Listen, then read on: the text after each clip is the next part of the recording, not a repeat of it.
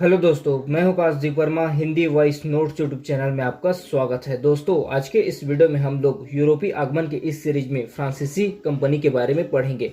इससे पहले पार्ट में हम लोगों ने ईस्ट इंडिया कंपनी का इतिहास को पढ़ा था। वीडियो स्टार्ट करने से पहले आपसे एक रिक्वेस्ट है, अगर अभी तक आपने हमारे चैनल हिंदी वॉइस नोट्स को सब्सक्राइब नहीं किया है तो प्लीज़ चैनल को सब्सक्राइब करें, बेल नोटिफिकेशन को ऑन करें ताकि आपको इंडियन हिस्ट्री के साथ साथ और भी अदर सब्जेक्ट के नोट्स मिलते रहे। तो चलिए वीडियो स्टार्ट करते हैं। देखिए, फ्रांसीसी कंपनी 1664 में लुई 14 के मंत्री थे काल्बर्ट, और यही संस्थापक थे कैंपेन देश ईस्टे ओरिएंट लेस का, और इसी को ही फ्रांसीसी ईस्ट इंडिया कंपनी कहा जाता है। इसी के नेतृत्व में फ्रांसीसी ईस्ट इंडिया कंपनी भारत आया था। काल्बर्ट जो कि मंत्री थे लुई 14 के, इसी के नेतृत्व में फ्रांसीसी ईस्ट इंडिया कंपनी भारत आया था। फ्रांसीसियों के द्वारा प्रथम कारखाना 1667-68 में स्थापित किया गया था और इसके संस्थापक थे फ्रांसीसी कैरो या कैरोन कैरो। स्थान था सूरत में 1667-68 में फ्रांसीसी कैरो के द्वारा प्रथम फ्रांसीसी कारखाना का स्थापना किया गया था। उसके बाद देखते हैं दूसरा कारखाना। देखिए, फ्रांसीसियों के द्वारा दूसरा कारखाना 1669 में बनाया गया था। स्थान था मछलीपट्टनम, और इसको बनाने के लिए गोलकुंडा के सुल्तान ने स्वीकृति दिया था। देखिए, 1672 में एडमिरल डेला और गोलकुंडा के सुल्तान के बीच युद्ध हुआ था, जिसमें एडमिरल डेला विजयी हुए थे और इसके बाद उसको सेंथोम पर अधिकार हो गया था। फ्रांसीसियों का अधिकार सेंथोम पर हो गया था। फिर 1673 में फ्रांसीसी मार्टिन पुदुचेरी प्राप्त करते हैं बेलकोंडापुर के सूबेदार शेख सलीम लोधी से। देखिए, 1673 में फ्रांसीसी मार्टिन को पुदुचेरी प्राप्त होता है बेलकुंडापुर के सूबेदार शेख सलीम लोधी के द्वारा, और कालांतर में पुदुचेरी को ही पांडिचेरी के नाम से जाना जाएगा। देखिए, 1693 में डचों ने अंग्रेजों की सहायता से पांडिचेरी छीन लिया फ्रांसीसियों से। 1693 में डचों ने अंग्रेजों की सहायता से फ्रांसीसियों से पांडिचेरी छीन लिया। फिर इसके बाद 1697 में होता है रिजविक की संधि, और इसके तहत फ्रांसीसियों को पुनः पांडिचेरी लौटाया जाता है। पुनः पांडिचेरी पर फ्रांसीसियों का अधिकार हो जाता है। 1693 में डचों ने अंग्रेजों की सहायता से पांडिचेरी छीन लिया। उसके बाद 1697 में रिजविक की संधि के तहत फ्रांसीसियों को पुनः पांडिचेरी प्राप्त होता है। देखिए, 1701 में पांडिचेरी मुख्यालय बनाया जाता है फ्रांसीसी बस्तियों का, और इसके महानिर्देशक बनाए जाते हैं फ्रांसीसी मार्टिन, और पांडिचेरी में ही फोर्ट लुई का स्थापना करवाया जाता है फ्रांसीसी मार्टिन के द्वारा कारखाने के अंदर। उसके बाद नेक्स्ट देखते हैं। 1721 में फ्रांसीसियों का मारिसन पर अधिकार हो जाता है। उसके बाद 1724 में फ्रांसीसियों का मालाबार या माही पर अधिकार हो जाता है। 1739 में फ्रांसीसियों का कर्नल पर अधिकार करते हैं।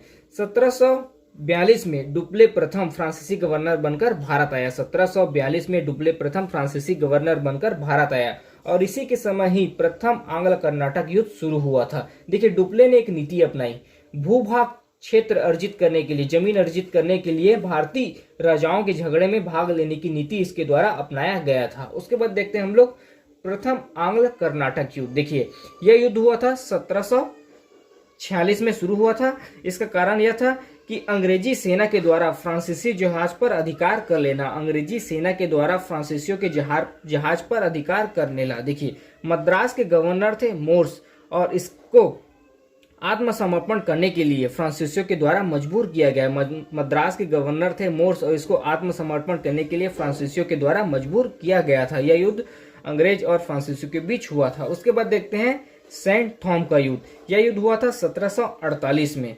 युद्ध हुआ था, देखिए, औरुद्दीन जो कि नवाब है कर्नाटक के, ये 10,000 सेना लेकर फ्रांसीसियों पर आक्रमण करते हैं। 1748 में कर्नाटक के नवाब औरुद्दीन 10,000 सेना लेकर फ्रांसीसियों पर आक्रमण करते हैं, लेकिन इस युद्ध में औरुद्दीन पराजित हो जाते हैं और इस युद्ध में फ्रांसीसी विजयी होते हैं। उसके बाद देखते हैं हम लोग द्वितीय आंग्ल कर्नाटक युद्ध। देखिए, इस युद्ध को आप लोग अच्छे से समझने का प्रयास कीजिएगा, और मैं भी अच्छे से समझाने की कोशिश करूंगा, क्योंकि ये परीक्षा के दृष्टिकोण से बहुत ही इंपॉर्टेंट टॉपिक है। देखिए, यह युद्ध 1749 से 1754 तक चला था। इसका कारण था कि कर्नाटक का नवाब वह दक्कन के सूबेदार को पद को लेकर अंग्रेज और फ्रांसीसियों में विवाद था। देखिए, दो पक्ष थे, एक तो था फ्रांसीसी और दूसरा था अंग्रेज। दोनों अपने पक्ष में अपनी सहमति जाहिर करते हैं। जैसे कि फ्रांसीसियों के द्वारा समर्थन किया गया था कि कर्नाटक का नवाब चंदा साहब बने और दक्कन का सूबेदार मुजफ्फर जंग बने। फ्रांसीसी गवर्नर डुप्ले के द्वारा समर्थन किया गया था कि कर्नाटक का जो नवाब है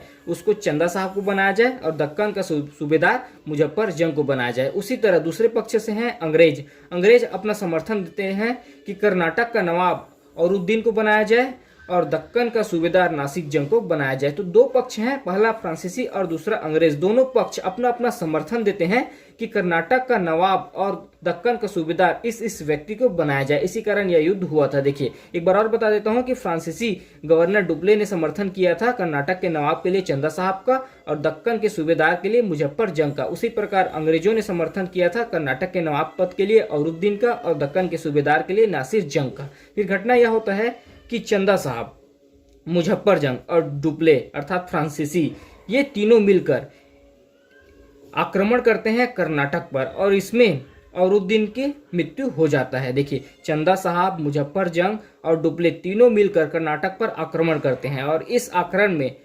अनवरुद्दीन का मृत्यु हो जाता है और इसका पुत्र मोहम्मद अली भागकर चोरापाली दुर्ग चला जाता है। उसके बाद चंदा साहब कर्नाटक के कुछ क्षेत्र पर अधिकार कर अपनी राजधानी अकाट को बनाते हैं। देखिए, चंदा साहब कर्नाटक के कुछ क्षेत्र पर अधिकार कर अपनी राजधानी अकाट को बनाते हैं।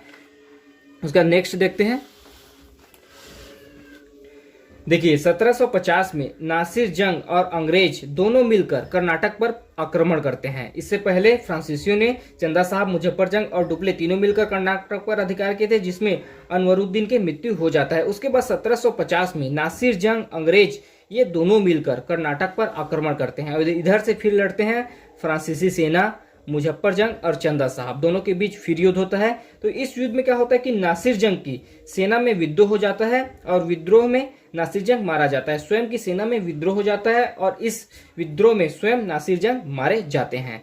उसके बाद इस युद्ध में जब नासिर जंग और अंग्रेज के द्वारा कर्नाटक पर आक्रमण किया गया था, इसमें चंदा साहब की मृत्यु हो जाती है। उसके बाद फ्रांसीसियों के द्वारा मुजफ्फर जंग को कर्नाटक का निजाम बना दिया जाता है और बदले में फ्रांसीसी कंपनी को 50 लाख रुपए, फ्रांसीसी सेना को 5 लाख रुपए और वार्षिक जागीर के रूप में 1 लाख रुपए फ्रांसीसियों को प्राप्त होता है। एक बार और बताता हूं मैं कि 1750 में नासिर जंग और अंग्रेज मिलकर कर्नाटक पर अधिकार करते हैं और इसी युद्ध के दौरान नासिर जंग की सेना में विद्रोह हो जाता है और स्वयं इस विद्रोह में नासिर जंग मारा जाता है। दूसरे पक्ष में थे फ्रांसीसी सेना, मुजफ्फर जंग और चंदा साहब। इस युद्ध में चंदा साहब मारे जाते हैं और फ्रांसीसियों के द्वारा मुजफ्फर जंग को कर्नाटक का निजाम बनाया जाता है। बदले में फ्रांसीसी कंपनी को 50 लाख, फ्रांसीसी सेना को 5 लाख और वार्षिक जागीर के रूप में 1 लाख प्राप्त होता है। उसके बाद देखते हैं 1 अगस्त 1754 की घटना। देखिए, गोदहे